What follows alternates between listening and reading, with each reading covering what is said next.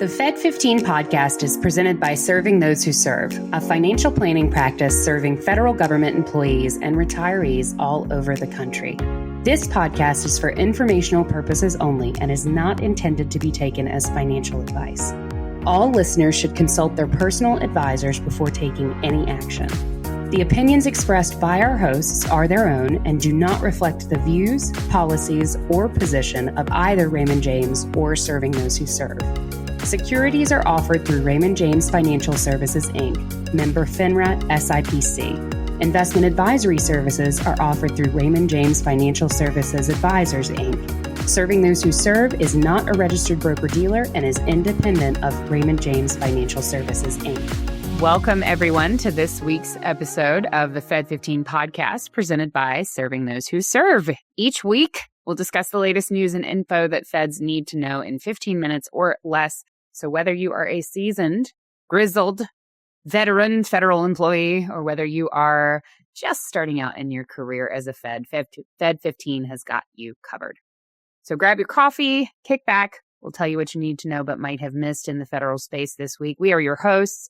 I'm Katelyn Murray, and I'm joined by Mr. Dan Sipe on this, the last ever episode in 2025 of the Fed15 podcast.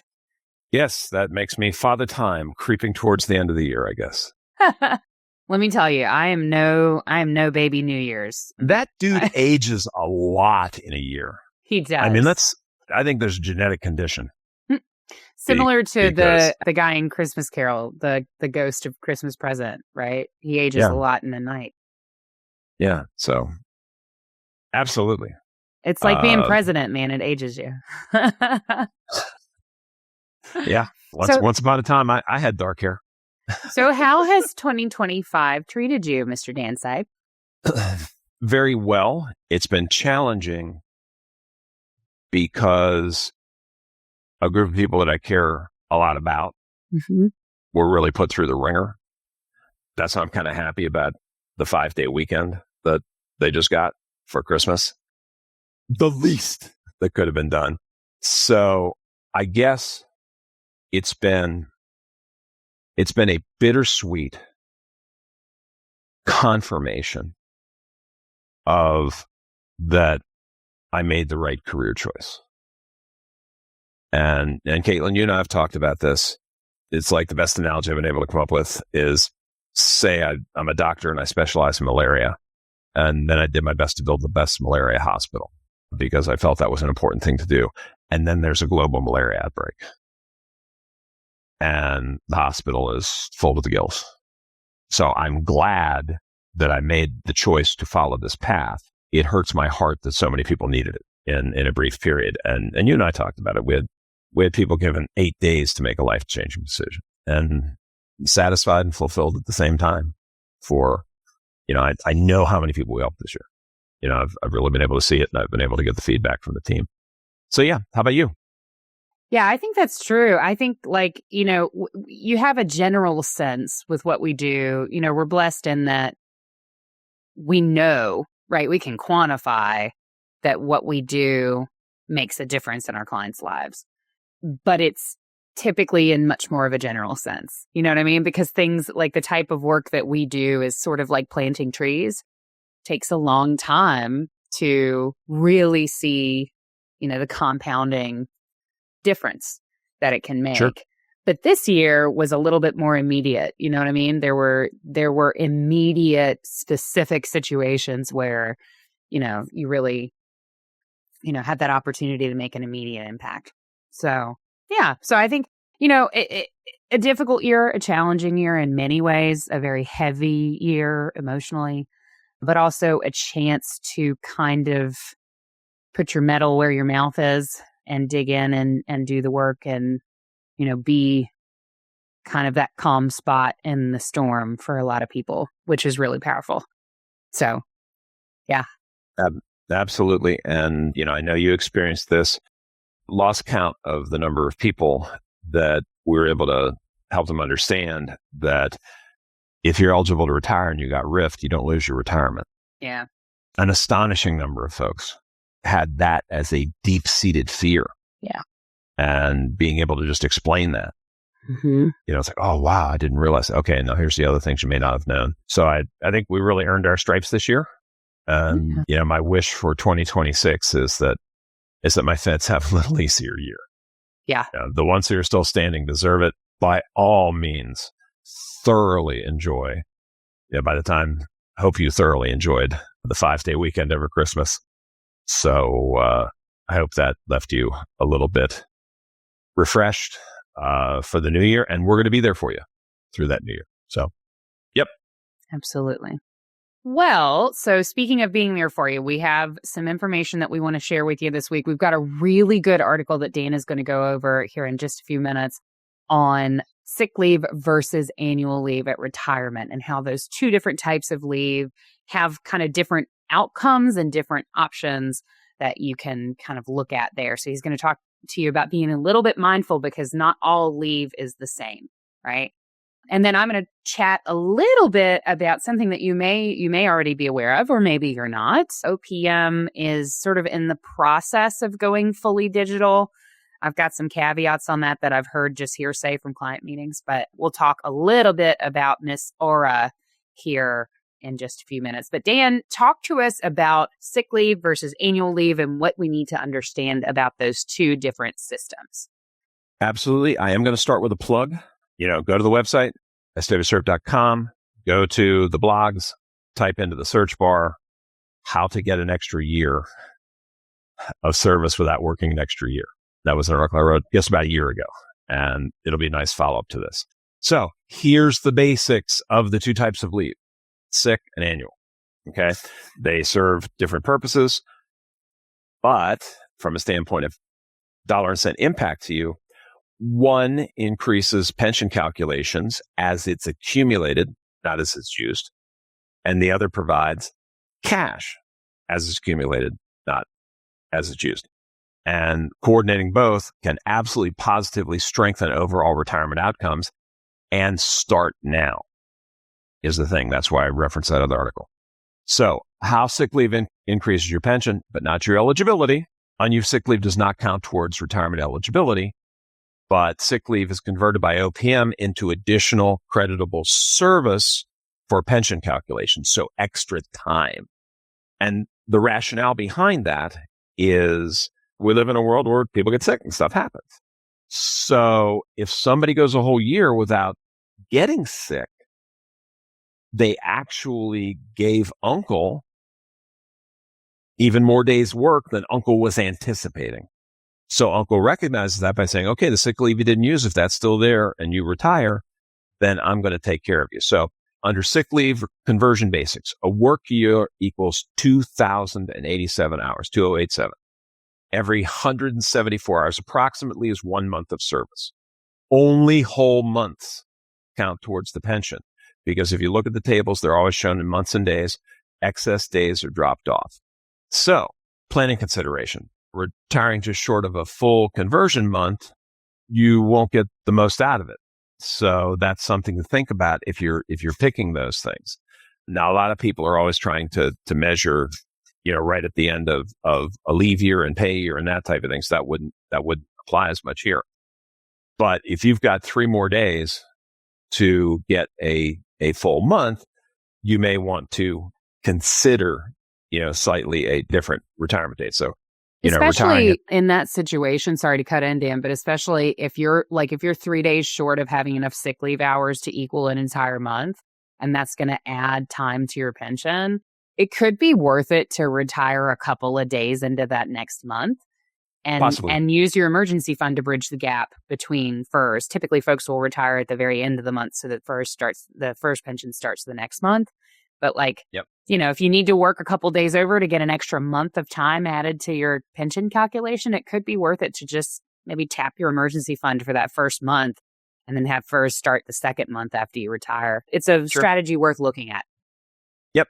So in that case, delaying retirement by a pay period, you could come out with a little higher pension calculation. So sick leave remains intended for health protection. It should be used when necessary. But if you're a healthy person, you've built it up over time, seriously, go back to that article. You're going to see where I've got you starting your planning like in your first year. Okay, so I had a lot of fun geeking out on that. converting annual leave into cash at retirement. So now we're on the other one, annual leave. So unused annual leave is paid out as a lump sum at retirement, which is nice. The payment equals to what would have been earned if the leave had been used while employed. So it typically includes locality pay, night differentials, and other applicable earnings. So timing and tax consideration.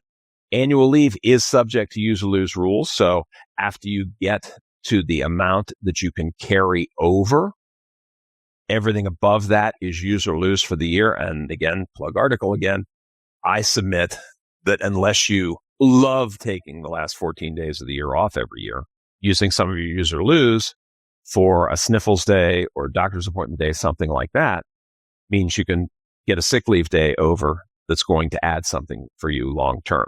So retirement dates may be coordinated with the leave year to avoid forfeiting hours. The lump sum payments are taxed as ordinary income in the year received. And annual leave payments should be coordinated with your broader cash flow planning.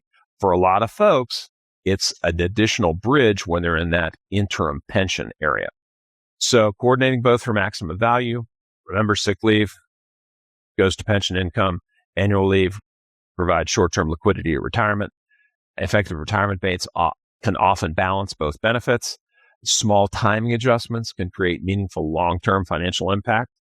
So your pre-retirement checklist for this: pull balances, request updated sick and annual leave totals from HR or payroll, run the numbers, use the OPM sick leave conversion chart to identify rounding opportunities, and then map out your date. Coordinate the retirement timing with leave year limits, sick leave credit thresholds, everything. Okay. Then confirm your payout details, verify how the annual leave lump sums will be calculated and taxed, and integrate the plan. So align leave strategies with pension benefits, Social Security, and TSP income. So bottom line, use it as a financial lever. Strategic use of sick and annual leave can increase both lifetime pension income and provide that lump sum for transition into retirement. And planning ahead, start now. Yes, I'm talking to you who's in your first year of federal service. Okay, start now. Planning ahead ensures annual leave or unused leave translates into measurable retirement value. So, and one last time, hit that article about how to get an extra year. Now, admittedly, that could be extreme use, but it gives you an idea of how much muscle you can flex there. So, yeah. Katelyn, a lot of talk leading up to this year was about OPM's digital makeover, and it kind of got lost. It kind of got lost in, the chaos that hit the federal workforce in the beginning of the year. But some meaningful steps were taken. Would you tell us a little bit about those? Yeah. So like you had mentioned, there was a lot of ado about this, about OPM's fully online retirement application system. I have heard, so this is a place where the reporting differs. The reporting that we were able to find as of the date of this article differed a little bit from what we were hearing from clients in meetings. It appears to be, so the reporting online is paper retirement applications are no longer accepted. I have heard here and there from clients that they had, when the digital system was rolled out, which was back in July of this year, it was rolled out early. And some folks had done a paper retirement application, submitted it, then were told they needed to put it through Aura. They put it through Aura, and then it was kicked back again to paper. So, like any rollout, it has its kinks, but the goal certainly is for the retirement application moving forward to be fully online. The kind of point of that, or the purpose of that, is to hopefully reduce errors, speed up processing, and improve transparency. We've got an article on the website from years ago that addressed the kind of backlog of paper retirement applications and how the paper retirement applications actually get processed in a cave in Pennsylvania. I'm not joking. Hit our website for that article if you're curious to hear more. It is pretty wild.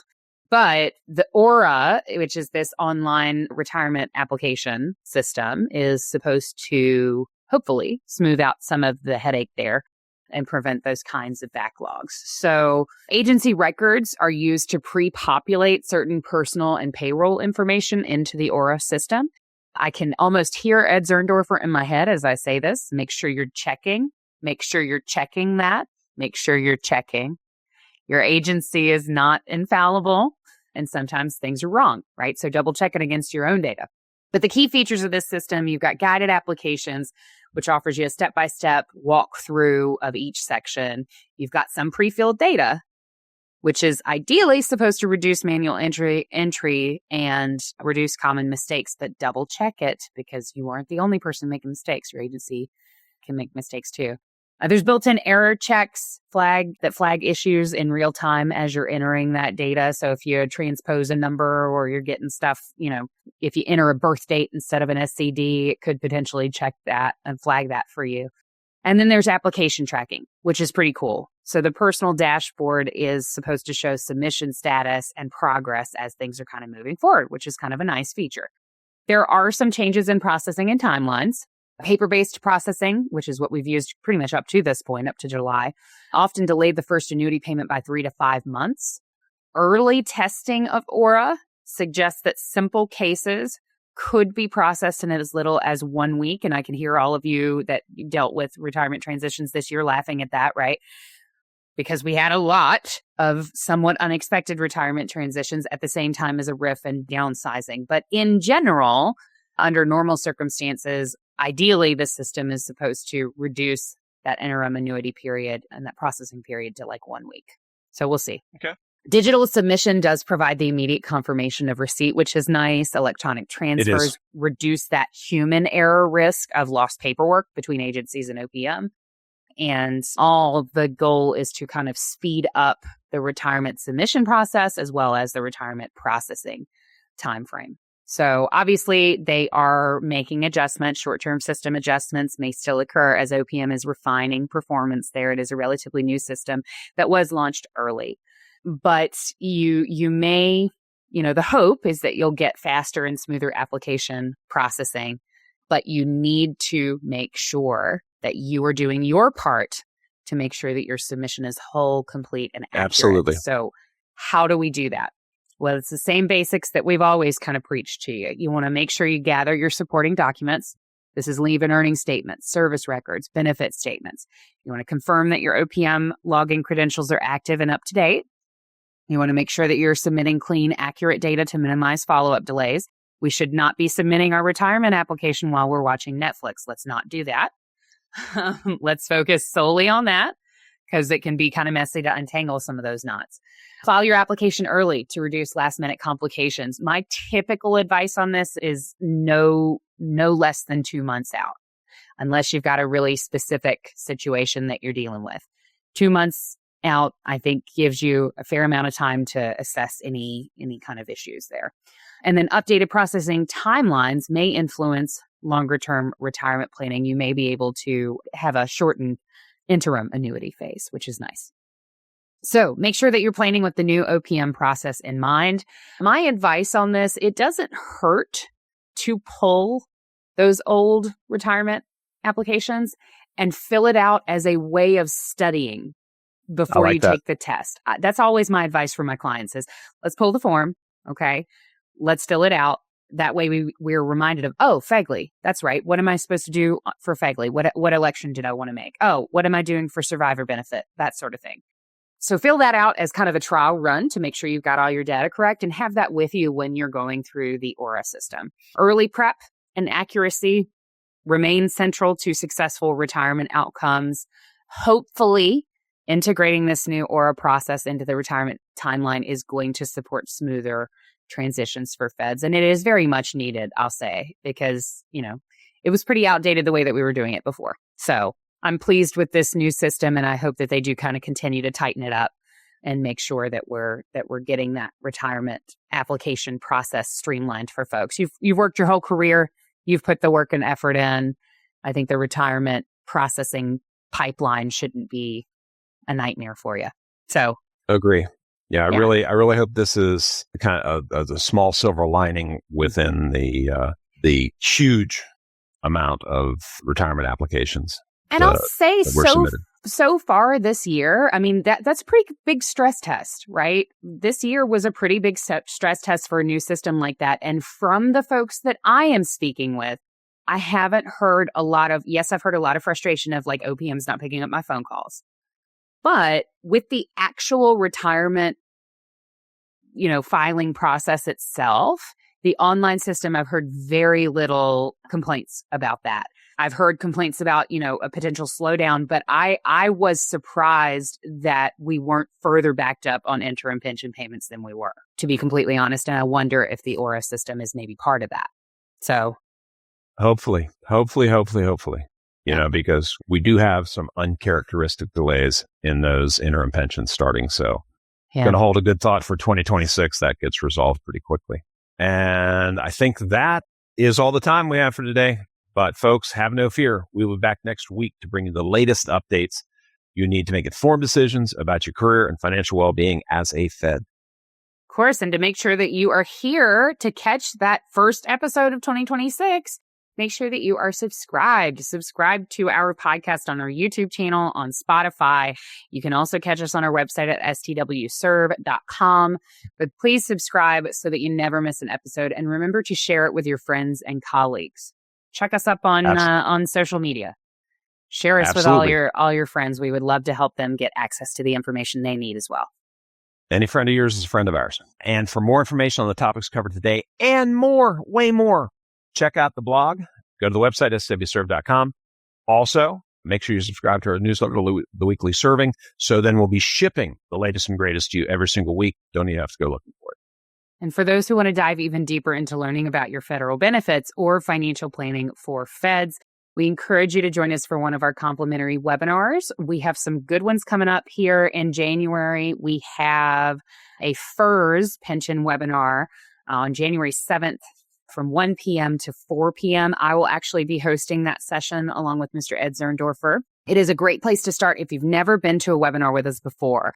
The FERS webinar is a good place to start because that's kind of like the cornerstone, right? And then from there, we can move out to some of the more complex topics.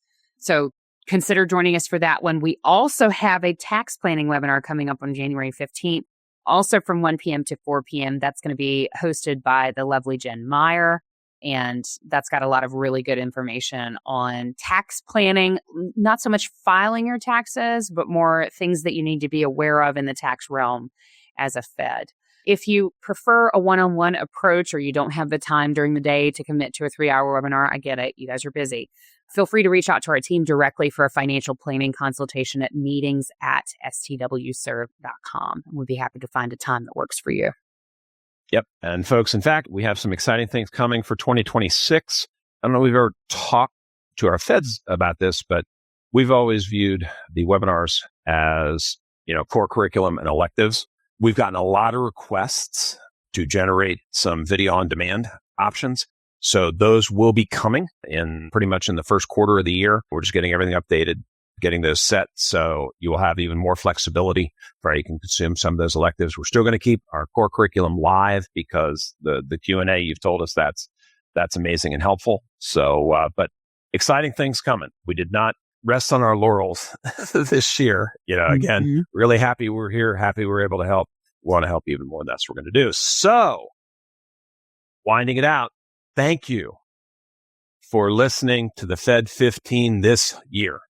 Thank you. Looking forward to another great year. I'm Dan Sipe. And I'm Katelyn Murray. And we will see you next week, which will technically be next year. Yeah, see you next year.